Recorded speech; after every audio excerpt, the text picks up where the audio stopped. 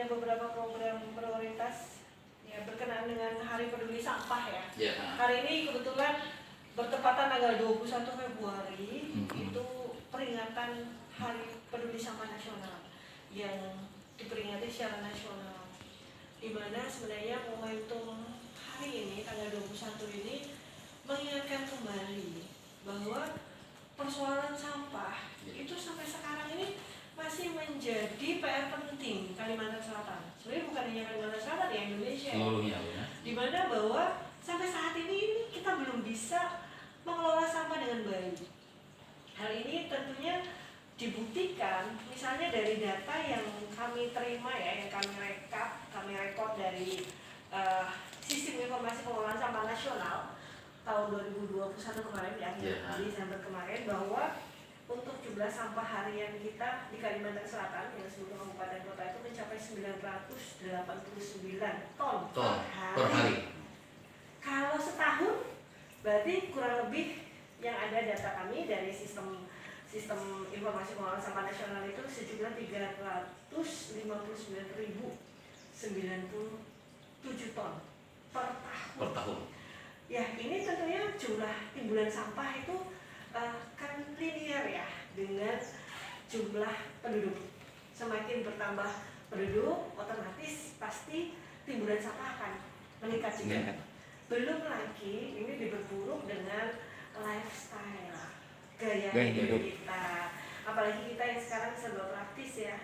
Kadang-kadang kita sering belanja yang online, sehingga kadang-kadang packaging kemasan untuk belanja itu sampai di kita itu biasanya lapisannya banyak banget ya. Ada bubble wrap, macam-macam. Nah itu juga sebenarnya harus segera kita antisipasi sih untuk Kalimantan Selatan. Kemampuan kita di dalam menangani sampah untuk Kalimantan Selatan dari Jastrada, kita punya pergub berkenaan dengan Jastrada, kebijakan strategi pengelolaan sampah, di mana kita sebenarnya punya target pengurangan itu 24%. Tapi kita baru mencapai pada posisi 14,57% dari pengurangan. Berarti ini masih PR banyak nih. Bagaimana kita membangun kesadaran masyarakat? Ayo dong bijak kita menghasilkan sampah, kurangi dong sampah. Sebenarnya banyak yang sudah dilakukan oleh Bapak Gubernur melalui kebijakan beliau tuh banyak sekali sekarang, dengan beberapa surat edaran khususnya kepada bupati wali kota, bagaimana mereka benar-benar untuk melakukan upaya pengurangan sampah, misalnya khususnya sampah plastik. Jadi ini termasuk juga kebijakan di Pemprov. Kita sebagai ASN, sebagai agent perubahan, harusnya kita mampu merubah perilaku kita menjadi lebih ramah lingkungan dengan kita mengurangi single use plastik. Misalnya setiap kegiatan tempat kantoran yang dilakukan oleh pemerintah, jangan lagi lah menyediakan botol-botol kemasan sekali pakai. Kalau bisa ya semua peserta bawa tumbler dong, ataupun kalaupun memang nggak bawa disediain gelas-gelas, sehingga kita benar-benar berupaya mengurangi. Karena memang PR pengurangan kita masih cukup berat nih. Belum lagi penanganan. Kita punya target 74% seluruh sampah kita tangani, tetapi kenyataannya tidak semua sampah ditangani oleh teman-teman di kabupaten. Masih baru mencapai angka 63,74%. Itu pun sebenarnya secara kasat mata juga kita masih ragu-ragu nih, bener nggak kita sudah tangani sebesar itu gitu.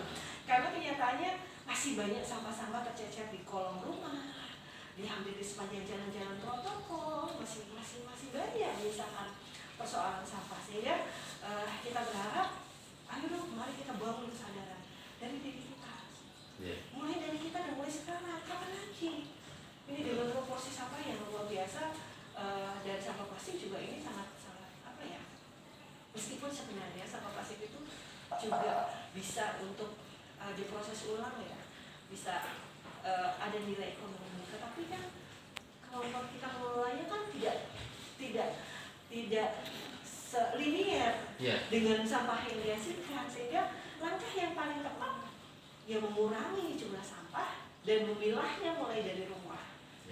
Untuk wacana dan harapan kedepannya Dinas Lingkungan Hidup terkait dengan masalah persampahan tersebut gimana? Ya, kita berharap bahwa ke depan ini mau nggak mau ya sampah itu harus segera kita selesaikan. Dari bagaimana kita membangun kesadaran bagaimana kita menghidupkan kembali bank sampah yang ada di Rakatapa. Iya. Bank sampah itu kearifan lokal Indonesia. Di tempat lain nggak ada yang namanya bank sampah. Mungkin kalau di luar negeri kita bisa lihat misalnya orang bisa menukarkan botol-botol mereka diganti dengan poin ataupun diganti dengan koin di counter-counter tertentu gitu. Tetapi di kita ini di kampung-kampung, di desa-desa ini sudah ada bank sampah yang dibangun. Jadi ayo kita perbaiki pola hidup kita yang lebih ramah lingkungan. Kita jadi nasabah bank sampah, berarti kita sudah melakukan upaya-upaya pengurangan sampah karena sampah itu punya nilai ekonomis kita setor lagi. Itu yang dalam skala tapak ya. Yang skala besarnya mungkin teknologi pengelolaan sampah menjadi bahan bakar alternatif, mungkin itu salah satu opsi yang perlu kita pikirkan ke depan. Di TPA ini kan kita ada TPA sampah regional, kebetulan kita baru datang dari sana, bahwa sebenarnya TPA itu pun itu salah satu tempat untuk malah menghasilkan emisi karbon apabila tidak dikelola dengan baik. Sehingga tentunya penerapan landfill gas recovery, jadi pipa-pipa yang untuk kita mengelola gas metannya itu bisa kita manfaatkan menjadi energi, itu juga menjadi salah satu upaya kita untuk buangan emisi karbon kita. Sehingga ini akan malah menambah emisi, nggak mengurangi. Sehingga tentunya penerapan untuk ini landfill gas recovery itu menjadi kebutuhan, dan juga ke depan pengelolaan sampah menjadi bahan bakar alternatif itu juga harus menjadi salah satu opsi kita ke depan. Mungkin itu sih. Sudah. Kota mana aja Bu untuk menjadikan percontohan untuk sepak Kalsel Bu? Ya, sementara yang kita lihat hampir semua teman-teman ini agak keteteran ya di dalam pengelolaan sampahnya ya. Mungkin Banjarmasin juga ini ya, mungkin Banjarmasin bisa untuk ini, tapi kenyataannya di TPA-nya dia juga belum terlalu bagus ya. Tapi secara kebijakan pemerintahnya bisa jadi itu jadi dalam upaya pengurangannya. Tapi kalau untuk TPS-nya yang kita lihat yang benar-benar sanitary landfill, ya itu masih di TPA regional ini Banjarbaku. Itu sanitary landfill, kan menerapkan sanitary landfill. Jadi kami benar-benar menerapkan SOP di dalam pengelolaan sampahnya, kemudian juga bagaimana kita menimbun, bagaimana kita tutup lagi. Nah itu dengan SOP yang jelas, sehingga kita harapkan gas metan yang ada itu tidak terbuang dan tidak menambah emisi karbon.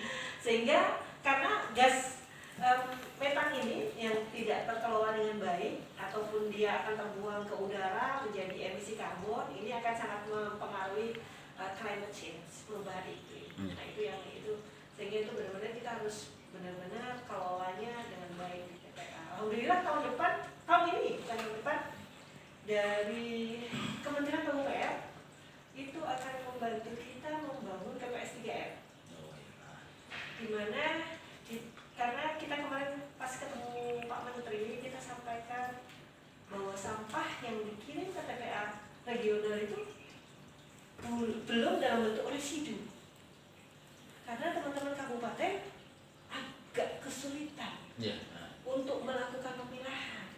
Sehingga kita harapkan ketika di TPA ini ditambahi fasilitas untuk membantu memilah sampah, mudah-mudahan umur TPA juga menjadi semakin panjang dan ada nilai ekonomi lain dengan pengelolaan lanjutan dari sampah yang ada di sana.